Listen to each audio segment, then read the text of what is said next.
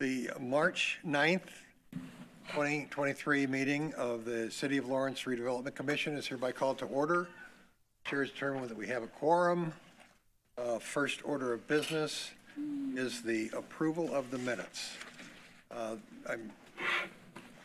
Joe, you did another good job of putting those together. Cheryl, any observations? No, sir. I move approval. Ooh. Do I hear a second? I second. Moved and seconded by show of hands, all in favor. Aye. It's unanimous. I'm gonna need a moment here. Pardon me? Said I'm gonna need a moment here. Collect my thoughts. Take your time. Second is the approval of claims and purchase orders. I have some comments to make on those. Please proceed. So did I. I think they might be the same. Barnes and Thornburg, straightforward. Ice Miller was straightforward relative to they're done on mill supply. The Department of Environmental Management is one I called to your attention in the notes that I sent to you earlier this week. $38,950.30 is critical. That's the closeout amount we owe IDEM, so they can issue all the closeout documents relative to MPRO and Meyer Plastic.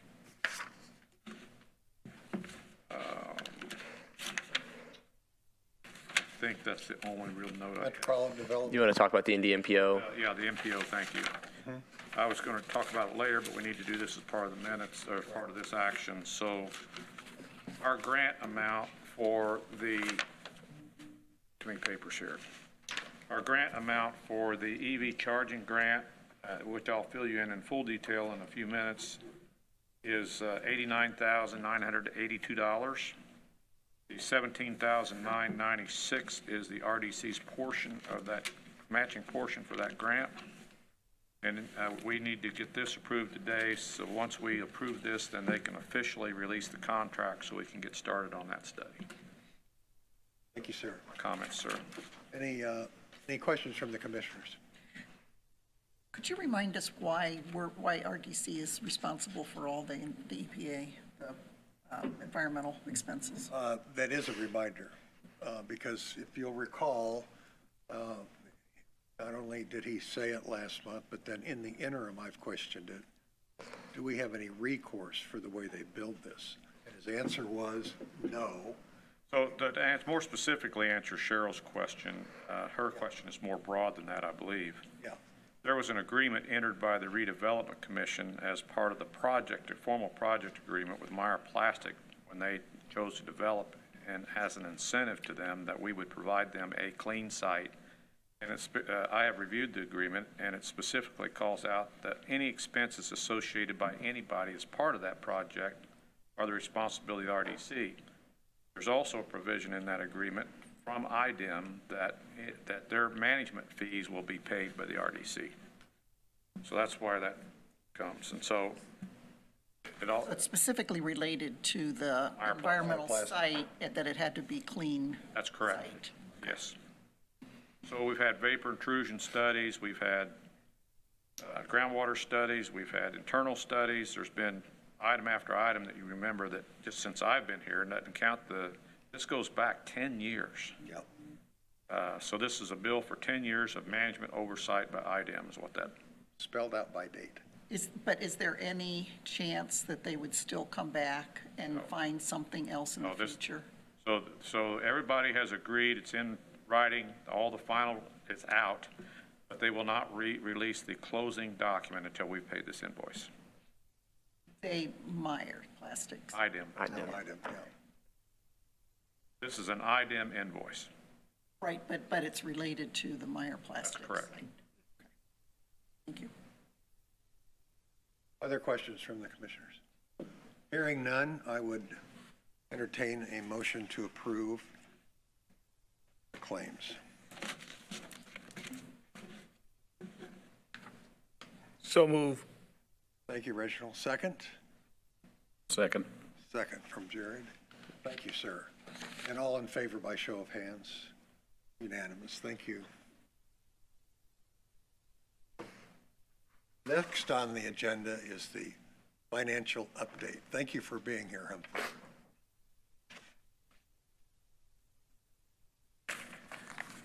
Good afternoon, members. Afternoon. The financial update that I have as of February 28, 2023, on our operating funds, which is the Fund 406, these are derived from Pelton Pike, is $1 million. $1,075,000 really, and then you also have the Fund 407, which are the redevelopment bond proceeds, which is the $1.9 million. These both of these funds are really available for your for any capital projects or any planning that the board may see fit. So I just wanted to bring that to your attention, unless you guys have any questions. Could you repeat your last statement about the availability of those? So you have 407, which is the redevelopment bond proceeds fund, and it has currently, as of February 28, 23, $1.9 million. And these are all available funds. Those are the major funds, the two funds that are available for the commission in case of any projects or any planning that would be. Nothing, no reserves there at all. So basically, the 406, 407 accounts are the ones that we pay attention to every month that we actually have to use. The rest are tied up with projects. That's Correct. That's fine. And I think that the important thing to point out is we're within $8,000 of where we were a year ago, even with all the work we've done. And the money we're spending like today, and then you add the $125,000 we're expecting to get from the sale of the 1060 property, and the fact that we will have more increments coming in this year, we should be in pretty good shape. I believe we should be getting, I'm not sure, but I went back history. I think we should also be getting some property taxes coming in. I want to say around between May and June. And that obviously will be a spike on the 406, Fund 406. We're looking forward to that. I point out that we did not give Racetrack a tax abatement. So as they become taxed probably in 2025, would be their first increment. That'll start to show up on our statement. So there's several positive things. Yeah. Thank you very much. All right. Any questions from the commissioners before Humphrey takes a seat? None? Thanks very much. You're welcome. Thank you. Mr. Zerner, old business. I'm going to kind of hop around a little bit, as you would expect. We'll start off with just, I forwarded to you all, and hopefully you found it more engaging than I did, the traffic study. Wow. You try to read through that, it's pretty complex, but our engineers Legend. did. The most relevant thing to that, I'm going to handle items number 1 and number 3 both on your agenda at the same time. We had a very successful, I seem to deem, and I see Chief, I can always say Chief Hoffman, Deputy Mayor Hoffman, and he and myself and Sri and Dino Vitalis and Gary Woodruff all met with NDOT last week. And I thought we had an extremely successful meeting with NDOT where they agreed to change the design of some of the medians to allow our public safety vehicles to cross those medians, and pretty much alleviated the major concerns of our public safety officials. This traffic study is critical to allow the light to occur at the boulevard of the new trades district we're developing, as well as, if you notice, the one thing that was really significantly called out in the traffic study was the major issues relative to the Sellers Street, 42nd Street, Pendleton Pike intersection that we've all been talking about. So we had to have that report to substantiate the item that we really did have a problem, or NDOT that we really did have a problem. And I think that's evident by this report. And so we've completed the requirement from the RDC to get their attention relative to the things we want done in the trades district. That's the long and short of that report. Don't ask me to explain it. There was a lot of stuff in there that I didn't fully understand. That's why we have engineers. I just wanted to call that to your attention. Is there any other discussion relative to that report that you'd like to have before I move on, or NDOT? Hearing none, the next item of business, you'll remember that last meeting, we had received the quote for the CSX drainage ditch project we've been talking about for 2 years, and it's really the first major project for the Trades District and one that needs to be done right away. I had informed you that the quote was $148,766, but I also noted that it was still referenced the Department of Public Works and not the RDC, and I asked you to withhold action until we had that corrected and we were ready for signature. Councilor Steuerwald and myself have received the corrected documents. We're ready to have execution of that by Mr. Clifford as president, and I'm asking this commission to entertain a motion to, or enter a motion to approve the quote to Conexo for $148,766 for the CSX drainage project.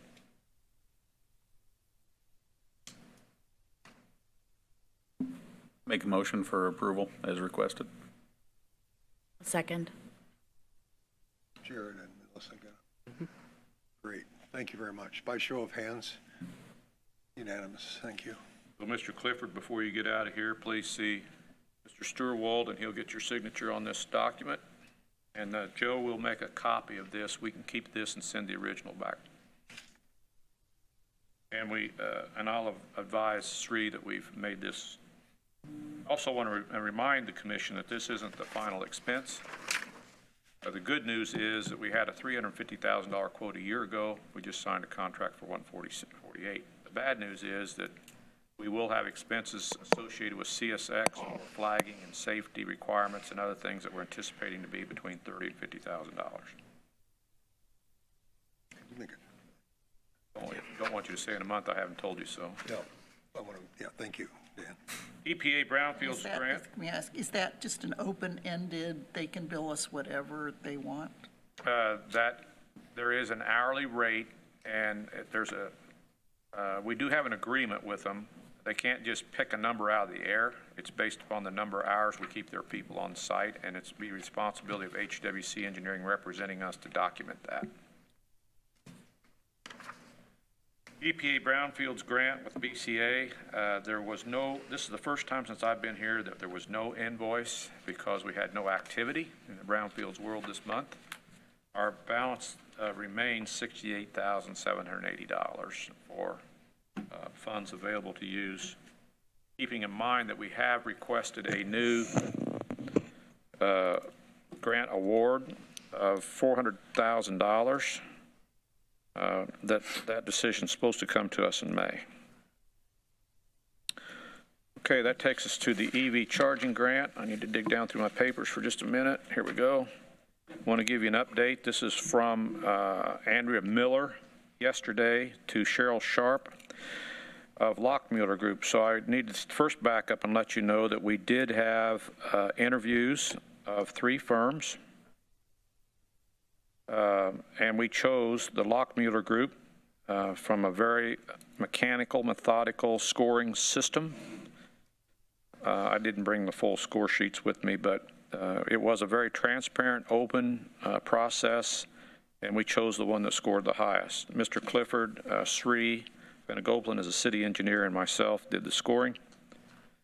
So once that transpired, we got scope and contract cleanups. I provided to you all the scope to review earlier this week by email.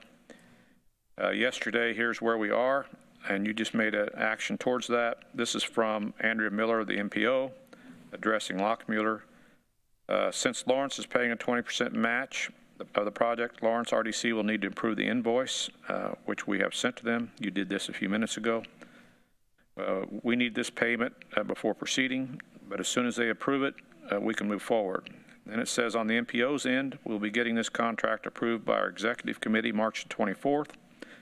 Once the executive committee approves this, we can send out our actual contract for signature. And then they've already provided their certificates of insurance and everything else we need, so as soon as that signature occurs, we can move forward. It's my goal to speak with Lockmuller first, see how they normally do these, what they want in terms of committee, but I think we'll actually be forming a committee to serve with this study group parallel to their work. We cannot have a quorum from the RDC, so I'll be asking for 2 members from the RDC to sit on that committee. probably 3 is the city engineer. And then we may decide we want 1 or 2 others, perhaps a representative of the FHRA would be good. But we'll think through that as we get a little bit closer. That'll probably be discussed in full at next month's meeting. That's my intent. Any further questions regarding the charging grant? Just one, Dan. In the meeting, we said we really can't pin down the timeline Correct. completion until we do what we did today That's correct. and pay them. There will be a schedule coming pretty forthright for the study activities. And Lockmiller knows that we would very much like to have this done prior to the end of the year. And so the only thing I'm appealing to you, if you have a strong interest of serving in this EV committee, I'd like to express that to Mr. Clifford so we can begin to think how we work that out. And I do have a question pertaining to this Certainly. EV scope. So this is big news for Lawrence Township. Taking place was, I mean, when you think about where we headed technology and where we headed with Absolutely. jobs and all that. And yet it's like, how much of this is in the news? Like does the Lawrence community, the council, who's the supporters other than this is something we're doing from the RDC side? It's not in the news yet. That's a Okay. great point. I didn't want to put it in the news till we had this action today and they've signed the contract. Once they sign the contract, then I think the other way it will get in the news pretty quick is I don't remember the number without going back through here, Jerry, but there's at least 2, if not 3, public information sessions that are going to occur pretty quick, and those will all be advertised. So in a very short order, Reggie, that'll come to light. Do we have council support? Will they stand with? Oh, I'm sure they'll stand with us on this one. Perfect. Okay. But Maria will probably jump up and bang the drum herself. So. Yeah, because this is huge news, not just for Lawrence and the state, but really from a national perspective. This is big news. To your point, I will commit to sending a personal note to the council members just as soon as that contract's signed. That'd be great. And if they don't understand, even if we need some background on what EV charging means in the next 5, 10 years from now. And we'll be sure that the council's included on the public information notices so that they can be here and speak to whatever they want to speak to. Good. Great points. Well done. Good point. I'm making a note to notify council. Thank you for those comments. I'm going to ask Council Sturwold to address the 2 property offerings on items 6 and 7. Yeah, so starting with 4399 Jadlin Avenue, that's the property you guys authorized us to start with the process, or the disposition process last meeting. So I've drafted notices, instructions to bidders response forms, offering sheets. Joe arranged for notice of the disposition to be published. I think it's going to be on the 14th and The 21st. the 21st. That's correct. And so then you'll have responses due on April 13th, your next meeting. I prepared all the offering sheets that will be made available to anybody that wants them. I have copies here for you guys if you want to take them home and have any homework or read them. I need you, Joe, to be sure that you send one directly to Joe Flora Absolutely. at JMT. It has the minimum offering price of $126,200. And then any requirements or any bids that they provide, like what they're going to do with the property, how they're going to provide any economic benefit. You're free to look it over. It is very similar to a lot of the other offering sheets that have been presented in the past or prepared. I think, I know we're going to get at least one offering from JMT Landscaping because they're the ones that need it for access. I will share with you that I did introduce JMT Landscaping to Dan O'Toole at Drone Deck, and they're already talking about how they might accommodate the growth of both firms should they be successful in their purchase. The other thing I will tell you that came out of that meeting is Mr. O'Toole informed me that he's in the process of closing his office in Fishers for Drone Deck and moving his employees to the Drone Deck facility to start to fulfill his obligations to the city of Lawrence, which is good news.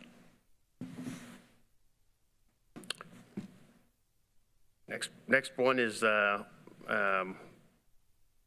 10160 East 56th Street. That was the Indy Luxury Cars. That's where the gentleman provided the, his sort of offer via email, spoke, and you guys approved that.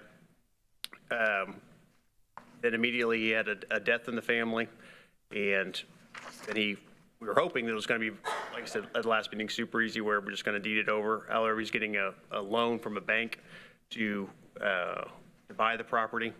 So we put together a purchase agreement. We've been in contact with him. He's had that for 2 weeks. His banker has been out of town apparently for the past week, so we have done everything, and he has all the information. We are just waiting on him to either sign or provide any comments.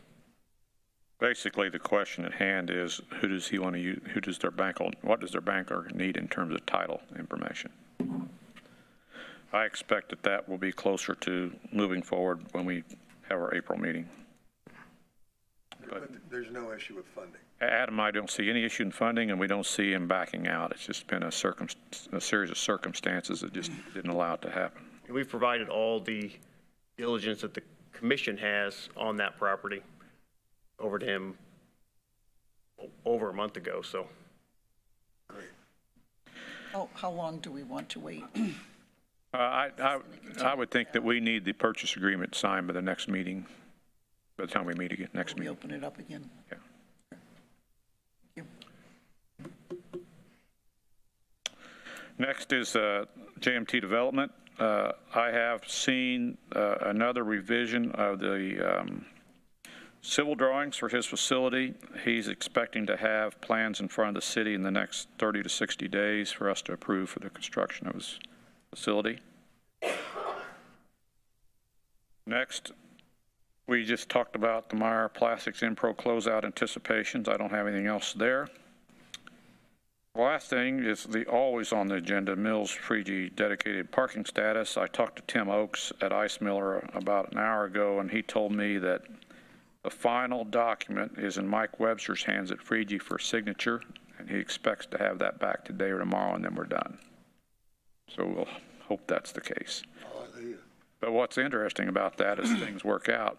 I understand that Mills has now accepted an offer to sell that facility to somebody else. Jeez. So they've never used the parking spaces, put us through all these hoops, and now it's going to get sold to somebody else. Well, that's a blessing in disguise anyway. Yeah, this is a public meeting, Jerry. I agree with Sorry. you. Okay, with that, I have nothing else for the group other than to see if any of our city officers, Deputy Mayor or Chief of Staff Korn, if you have anything to address the group with. Because I know you're also dedicated to the city of Lawrence and the progress and growth, I just wanted to point out that today around 11:30 was the mayor's 8th annual State of the City address, his final one. It was held at the Garrison Conference Center, sponsored by the Lawrence Greater Chamber of Commerce. And during that meeting, we had an opportunity to see a video that really encapsulates a retrospective view of all the accomplishments of this city's administration, many of your accomplishments. And I would really encourage you, either through the city's Facebook page, or I'll be more than happy myself to send you a link. That video is on YouTube, and I would really encourage all of you, because I know how deeply you care about this city, and it's a moving tribute, not just to Mayor Collier, but to all the people, yourselves included, who have made this a great city to live and work and play. And I just feel it wouldn't be good if you all didn't get a chance to see that video. It's about 26 minutes long, so everyone's time is precious, but what an investment. It's on Facebook? It is. It's on the city's Facebook page. It's on several Facebook pages right now, but go to the City of Lawrence Facebook page, and there's a link to it. I think you'll really enjoy that, and I wanted to point that out. It's quite a ride because of all the way things looked. It takes you back to how bad it really was in 2015 and all the financial issues and the water plant and all those things, and has all those pictures, which I'd never seen. I thought it was pretty fascinating. Right. Anxious to see it. Yes. And then I just wanted to, Mr. McGregor, you mentioned what a significant and newsworthy effort this is going to be with EV. As you all know, Parker Lord Corporation is relocating to Lawrence from Indianapolis, roughly a $48 million investment in the city of Lawrence, bringing mid-range employees in the $30 to $35 an hour salary range. But although they're not directly related, Parker Lord, they manufacture components of EV batteries. So, you know, there's a lot going on with EV in the city of Lawrence right now, and it's going to continue. So I wanted to thank you for pointing out the significance of that and just add to the development going on 59th Street in the next, Mr. Zerner, 6 months or so, 6 months to a year, that they'll be operational. And Corey, it might be good for you to help me capture Daniel and Jared once we get this signed and put out a press release relative to this. But that's all I had, and thank you all for your continued service. Thank you. Thank you. Corey, anything from the ever effervescent Corey? Anything you want to add? Effervescent. I love that. I'll have to use that. Thank you. I want to reiterate what Dave said and thank you for all that you do. We do have some things coming up, and so for any of you who have littles in your life, the Spring Fling is on April 8th, and so that is our annual egg hunt. We do that in partnership with the YMCA and Maddie Smiles. Easter Bunny's there. Face painting with students from Mackenzie, so cosmetology, the LC Art students, their Honors Society will be doing crafts with the kids and cookie decorating, all kinds of stuff. So that starts at 9:30. You can register online at the through the YMCA, and it's a great partnership and a great way, again, to show some of the quality of life amenities that we have happening here in Lawrence and can help our economic development by bringing people here. Thank you. I do have one thing I overlooked relative to the Trades District I need to backtrack on. I think it's really important for this commission to understand. So as I look at where we are right now, we know the real estate that'll have to be acquired for the new boulevard. We have the basic design of the boulevard. We have NDOT's blessing for the boulevard. We know where we are with the CSX ditch and a proposed wall. HWC was getting ready to start down a path of designing utilities to go along the railroad in a schematic form. That's part of their contract. Sri and I have agreed, and we talked to HWC, and I shared this with President Clifford. We've asked them to stop. And if you read his report this week, you notice he said he was getting ready to draft the final report. That's at our request. We don't see any reason right now to spend the money on the design for the utilities to go underneath the road. Understanding that this body's total capacity, as you saw in the financial report, is around $3 million. I view that road project will probably be 8 to 10 million. The CS Squawk project's probably 3 million. Without full council support, I don't see that project going forward in 2023. I don't see any reason for us to spend another $50,000 to $100,000 in studying things that we can't build right now. So we've asked them to wrap this up in a fashion that we can pick it up in December or January if we end up having a council that wants to stand behind and use some other funds to start investing with us and matching what we're doing and helping us leverage with some bonding what we need to do to move that project forward. But we should have in our hands no later than our meeting in May, a full comprehensive report of all this work we've been doing to prepare to move the Trades District forward. And we may feel like after we've reviewed that we present that to council in July or August and get their temperature on that and just not make an assumption. But I don't want to spend money right now that we're not sure that we're really ready to spend and capitalize on in the balance of this year. So I just wanted to share that with you as to where we are with HWC, and we'll be expecting their full report in May. And it'll have everything in it. It'll anticipate the utility work we need to do, but it won't have the extent of the design they were prepared to take over with. Okay? Thank you, Dan. That's my report. Thank you very much. Good work as always. Any other items that should come before the commission to say? No? I do have questions. Yes. Understand the scope of what we do here. So anytime you're making progress in a city or community, it generates pride in that community. A lot of work that we do, a lot of work that I'm seeing, and in fact, I say it because before getting on the commission, every stuff's been taking place. I just didn't know it was taking place. Now I was in my own little school board, but so you take like the work that's being done in trade districts. Well, I talk to people just randomly about it, and like, oh, you got to go behind, you got to get off of Pendleton Pike, and people just be amazed, and then like even the cleanup that's taking place with the railroad over there, the before picture and the after picture, it's got to be captured, because those are the things that when you make that kind of progress, people get attracted to the area. Now we up here we have access to like, man, this is good stuff. But there are some people in the community who need to also know about it so they can continue to brag about what's taking place in Lawrence Township. I'm not saying it's the toot our horn, I'm just saying there's some wonderful things being done by the leadership in this township. It just go unheard of, unseen. And you have people to say things that's not true because they don't have information. When people don't have information, they fill in the gaps. So even this video, it's 26-minute video, at some point we need to edit that down to about 10 minutes, and that need to be shown across a lot of social medias across this county, actually. Like, this is Lawrence Township. So, and I don't know how to make that work, and I'm not a communication person, but I know the impact of when you communicate in progress makes a difference, because anything bad that happens here, we all gonna hear about it real quick. Well, I think you always give us great ideas when we make these comments. So another one, in addition to the press release and all that we're talking about for EV charging, another one even though I think we have some footage, I'm going to ask Daniel Byer to fly the CSX project with a drone before we start tearing it up. And then we'll get a few of those as we go through, and one when we're done. And we'll show that difference. Good. I think those are great comments.